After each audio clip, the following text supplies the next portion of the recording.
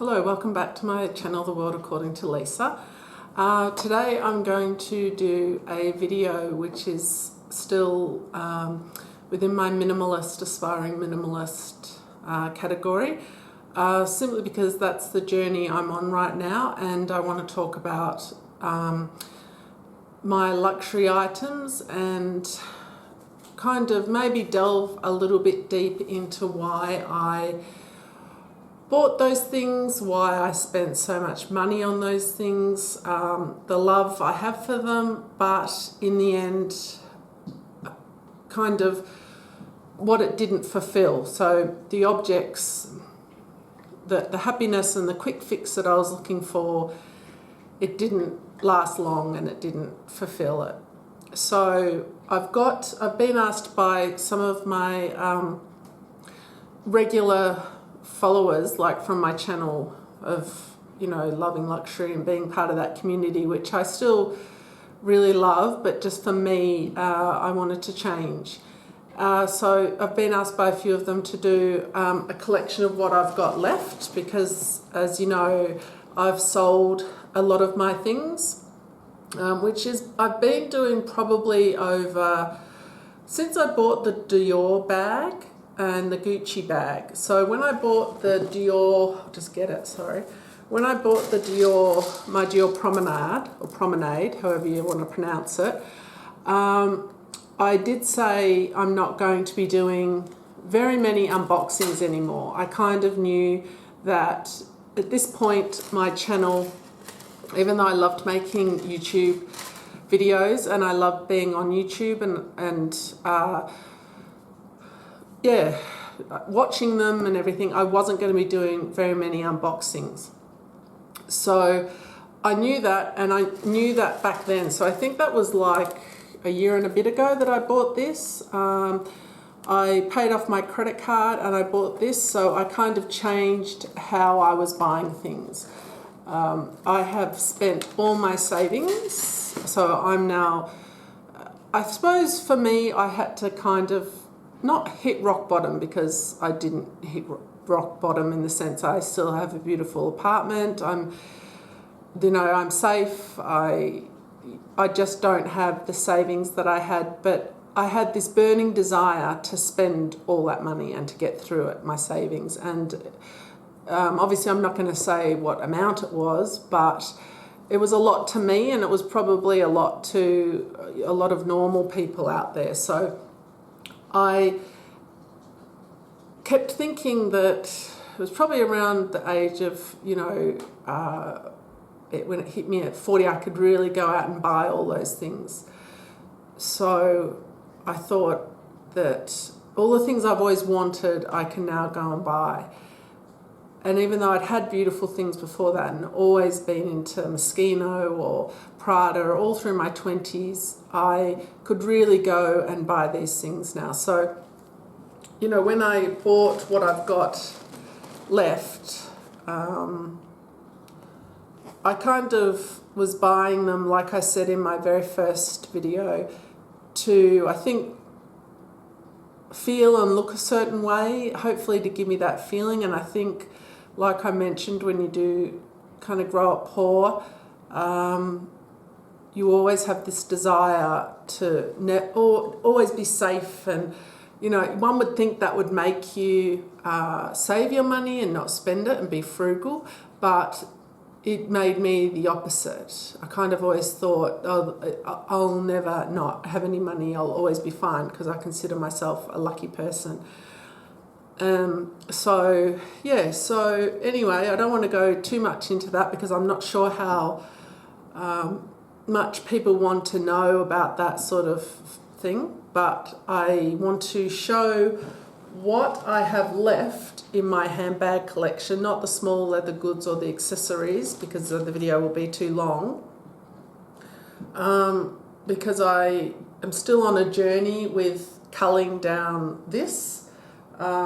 This is by no stretch a minimalist collection of handbags, or a minimal, if one was to be a minimalist, they wouldn't have this amount of handbags. But to me, this isn't very many. So this is one that, sorry if you hear stuffing because the bags are stuffed. So this is my Speedy 30, I think it's, yeah, my Speedy 30. I really don't think I will sell this because it is a decent handbag. I also want to say that I still really love the quality of these bags. I do believe still in the quality of these bags that I own, or the Louis Vuitton or the brands I like, particularly Louis Vuitton. I love the canvas. I think it's incredibly good quality, and this is why I would rather have 5 or 6 really good bags, in what I consider really good bags and good quality, than, you know, 10 ones from Kmart that cost, or 10 bags that cost the same amount of one of these. I would rather have, you know, this. So I will always keep this one, you know, unless something drastic happens and, you know, God forbid I have to sell this as well, that's fine. I will survive without all of these bags. But if I have a choice, I would still like to keep this one. Yeah, okay, so that's one that I've still got in my collection. Another one which I absolutely adore and bought, you know, in the last 4 or 5 years is my Neverfull GM. I use this bag heaps, so I'm still getting heaps of use out of this bag. It's the GM, which is the largest. So just went back a bit. So yeah, I use this heaps. I will always use this one. It's still a really practical, great bag. And this one came with the little pochette. I think they call it a pochette, which I don't use a lot, sadly. Yeah, I find that you're very limited to what you can put in this. My last LV bag, because I've sold, I think I sold in LV bags, I've only ever sold one, and that was another Neverfull, which is probably in my LV collection handbag. So this is the Noe. This one I bought second hand, pre-loved for a good deal, really great deal. I, to be honest, haven't used this one. Because I got it so cheap, I don't think I would get a lot for it, even if I did sell it. And I do love it. It's just not as user-friendly as I thought for me, where it sits on my arm and my body, and I hate the fact that it's open in the top. I might just save this one for Kelly. That's a whole other topic on saving bags for, you know, your kids and that. You know, it's kind of like the what if, saving things for what if I need this. This bag is still up in the open as to what I'm going to do with it. It didn't cost me that much, so I'm not too worried about this one yet. Now I want to talk about the Chanel bags that I've kept. I have 4 Chanel bags, including the wok, so, you know, the wallet on purse, so it's 3 Chanel bags. I haven't sold any of my Chanel bags yet. I've sold a lot of Chanel accessories, and I still have the this large bag, the classic flap, which is a single flap, which I have had for, oh gosh, you know, maybe 15 years or less. I've had it for a long time, and it's in amazing condition. This bag I don't use anymore. I probably haven't used it for a good 2 years or a year. But this one I have, the little one, in the calf leather. Sorry, lambskin. I always get confused. So they're all put away, as you can see. I have still kept this one. I think in your lifetime, when you have these bags, you do go through stages. They're not everyday bags. That I could just pick up and throw on like that, use it like that, like a little run out the door bag. But it's kind of not that kind of bad because of its price point.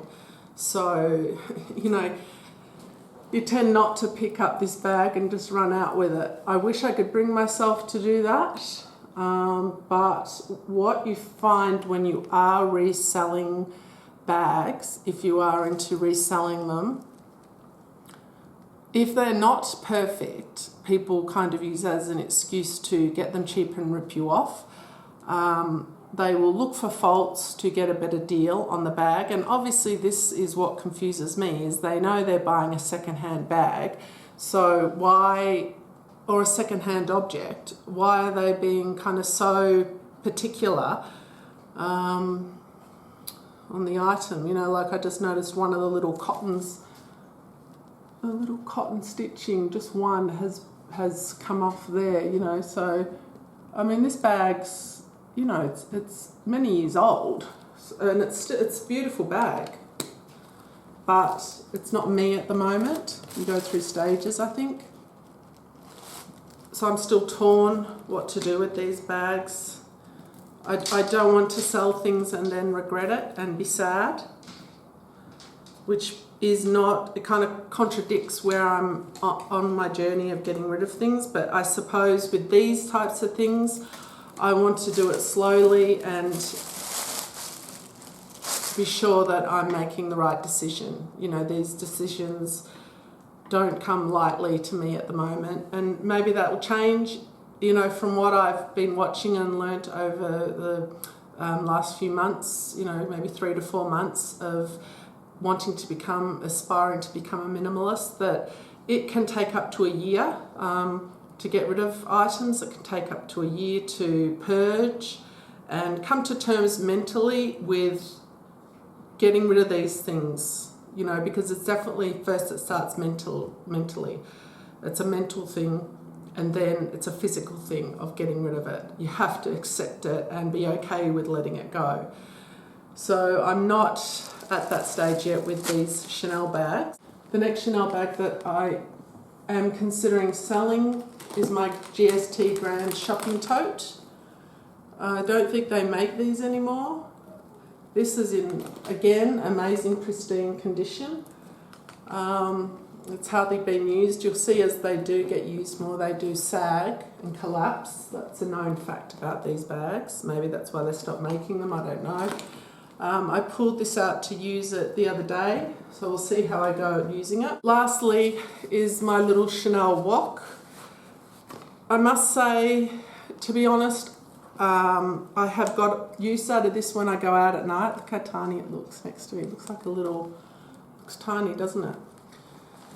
It's got doggy bags in it. I do love this bag. Would I buy one again in my current state? No, I wouldn't buy this bag again. You're very incredibly limited as to what you can put in it. As it is a wallet with a really long chain. So I love it. I wish this was in the pebbled calf skin, because this design, you kind of get over this. It's not very classic. It's the paint and leather from the Cowboy Dallas collection. Yeah, I would have preferred a classic in the classic design with the little pocket on the back. So this one, I asked my boyfriend, he's really good at, my partner, what ones I should sell. He's really good to bounce off, and I think if you are going through this in your life and you want to downsize and you want to become a minimalist or try to, having someone like hold you accountable and having someone to help you and genuinely cares about you along the journey is a good thing to bounce ideas off. He helped me clear out half my wardrobe, and he has said even he doesn't agree with the prices of these bags of what I've spent. He would never go out and do that. He's very frugal, but he has said even to hold on to some of these. So, you know, it is nice if you're going to do it. It's like having someone, if you're an alcoholic and you have, you go through AA meetings and you have someone you can call, you know, someone to help you get through it. He's like my person who helps me, and I can bounce ideas off. So we went through the Louis Vuitton, we went through the Chanel. Now I want to show you the small, I showed you that, my small little, which I still use a lot, and I use it in the day, is this next one, which I used today at the park, is my Gucci Disco, the Gucci Disco bag. Now this one, people know if you watched my unboxing, was the very last unboxing I did and will probably do. I sold a lot of things. That was the deal that I made myself about a year ago. If I want something, I have to sell things to get it. And that and this one were the last two that I've bought, that I've purchased. And as you can see, there's kind of a bit of similarity that I couldn't get everything in there. So was this a waste of money? I wouldn't buy it again. I adore it. I love it. I wouldn't buy it again. Yes, I would probably buy that again in black and maybe another colour, I don't know, or just that. But then I saw this bag, which no one has seen, or none of my YouTube followers have seen. This is what's called a State of Anxiety brand. It's an Australian brand, and it is the most beautiful, softest leather. It very, very, very much reminds me of the Gucci leather. I'm not sure if you can see there. Trying to see in the viewfinder as well. This bag, obviously the hardware is very different. It's a lot more casual. So it gives it a more of a casual effect. It's a crossbody bag, which you can unhook. It has a pocket in the back, which the Gucci bag doesn't have, and my Chanel bag doesn't have, but my Dior bag does have. Got a little pocket in the back.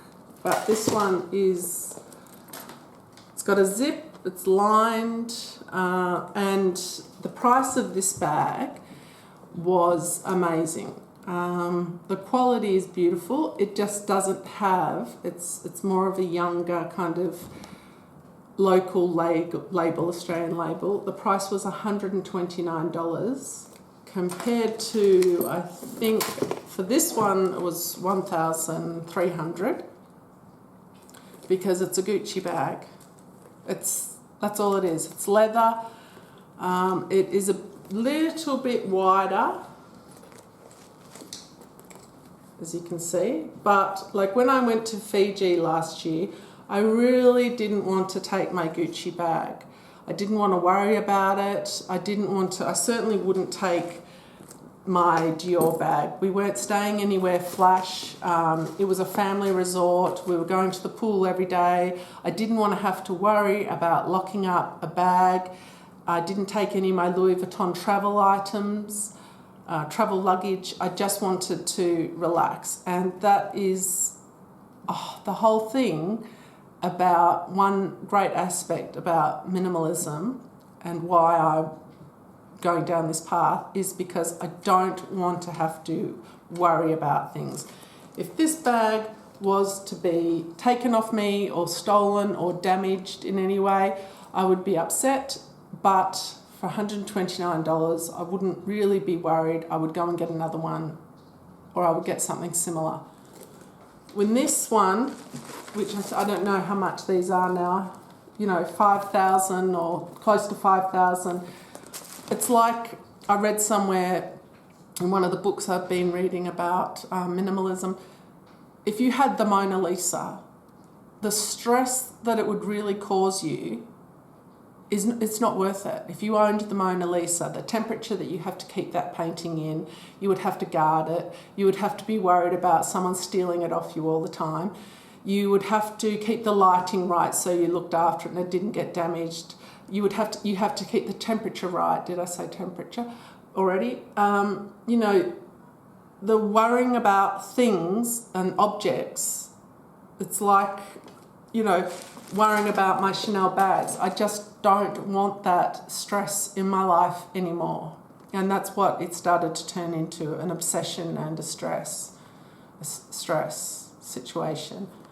And that's why when I look at this, I think, okay, I've got so many I can't even pick them up. Stupid. You know, 4 bags, because obviously I'm into the small bags now, which a lot of us are. 4 small bags. I either take a really large bag, a tote. Oh, I forgot my Givenchy tote. Hold on. So I take my Givenchy tote bag, which is a beautiful canvas. Really beautiful. I take one of these or a small bag. I want to sell 2 of these, 2 or 1 at least. And I can't work out which one yet. I don't think I would sell either of these. They serve a purpose and a function in my life. Did I need this one? I don't know. It was nice to have a bag that's not black, but I don't know. And then maybe it should be one of these. I'm not sure. The last bag in my collection is my Goya bag, and it is stamped with my initials. So that bag, having my initials on it, devalues it straight away.